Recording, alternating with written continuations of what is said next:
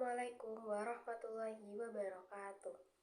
Halo, perkenalkan, saya Renvi Nurlita Kustianti dengan NIM C24012210059 dari kelompok 1. Video ini merupakan pemenuhan tugas saya dari mata kuliah Biologi Perikanan, yaitu Micro Teaching pada pertemuan praktikum minggu ketiga yang mempelajari tentang reproduksi. Mungkin langsung saja saya akan menyampaikan materi yang saya pelajari di pertemuan praktikum minggu ketiga. Yang pertama, apa itu reproduksi? Reproduksi adalah proses perkembangbiakan yang diawali dari peleburan gamet haploid dari individu jantan dan betina untuk menghasilkan keturunan baru. Atau bisa dibilang, reproduksi itu suatu kebutuhan biologis yang dibutuhkan oleh seluruh makhluk hidup, salah satunya hewan. Biologi reproduksi suatu organisme adalah salah satu informasi penting dalam upaya pengelolaan sumber daya perairan, di mana tujuan dari reproduksi tadi yaitu untuk melestarikan keturunannya. Dan hasil keturunannya berupa individu baru yang masuk ke dalam suatu populasi itu dinamakan rekrutmen.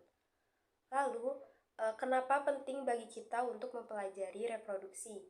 Yaitu agar kita sebagai manusia yang mengelola sumber daya tersebut dapat mengontrol aktivitas kita dalam pengelolaan sumber daya alam agar tetap lestari. Selanjutnya ada aspek-aspek dari reproduksi. Di antaranya, yang pertama ada nisbah kelamin. Dari nisbah kelamin atau proporsi kelamin inilah tingkat keberhasilan suatu ikan memijah dapat kita ketahui. Yang kedua ada TKG atau tingkat kematangan gonad. Menurut Effendi tahun 1979, TKG adalah tahap tertentu perkembangan gonad sebelum dan sesudah ikan memijah. Dengan informasi TKG ini berguna untuk kita mengetahui perkembangan antara gonad yang matang dengan stok yang ada di perairan. Kemudian, penentuan tingkat kematangan gonad dapat dilakukan melalui dua cara. Yang pertama yaitu secara morfologis, yaitu pengamatan berdasarkan ukuran dari gonad tersebut yang dapat diamati secara visual atau secara langsung. Yang kedua, secara histologis, yaitu pengamatan dengan cara mengamati perkembangan gonad tersebut melalui fase perkembangan sel. Yang ketiga, ada IKG atau indeks kematangan gonad. IKG merupakan persentase dari hasil perbandingan berat gonad dengan berat tubuh ikan. Nilai IKG sebenarnya bisa dijadikan untuk penentuan tingkat kematangan gonad, karena peningkatan IKG akan terjadi seiring dengan meningkatnya tingkat kematangan gonad ikan tersebut. Kemudian, IKG dapat dihitung melalui rumus berat gonad dibagi berat total dikali 100%. Selanjutnya ada fekunditas. Fekunditas merupakan jumlah telur ikan yang sudah matang sebelum dikeluarkan dari tubuh ikan. Dan yang terakhir itu ada diameter telur. Diameter telur merupakan garis tengah atau ukuran panjang dari suatu telur dengan mikrometer yang berskala yang sudah ditera.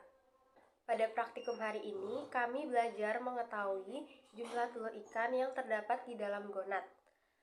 Metode kerja yang kami lakukan pada praktikum fekunditas tadi itu ada 3. Yang pertama, metode gravimetri.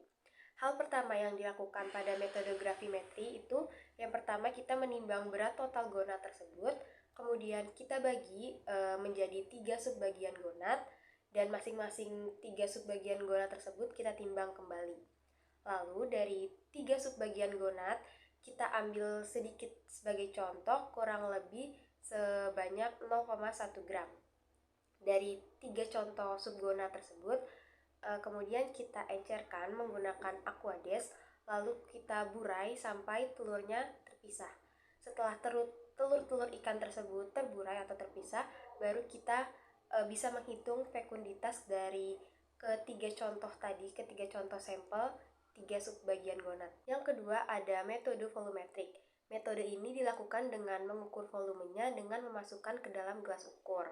Kemudian mengambil sebagian contoh dari 3 subgonad tadi, subbagian gonad, lalu mengukurnya kembali ke dalam gelas ukur. Terakhir, menghitung jumlah telur yang telah diburai satu persatu dari ketiga contoh subbagian gonad yang telah diukur volumenya. Dan yang terakhir itu ada metode gabungan. Metode ini merupakan perpaduan antara metode gravimetri dan juga metode volumetrik. Mungkin cukup sekian pembahasan dari materi praktikum biologi perikanan pertemuan ketiga. Semoga dapat bermanfaat. Kurang lebihnya mohon maaf. Sekian, terima kasih. Wassalamualaikum warahmatullahi wabarakatuh.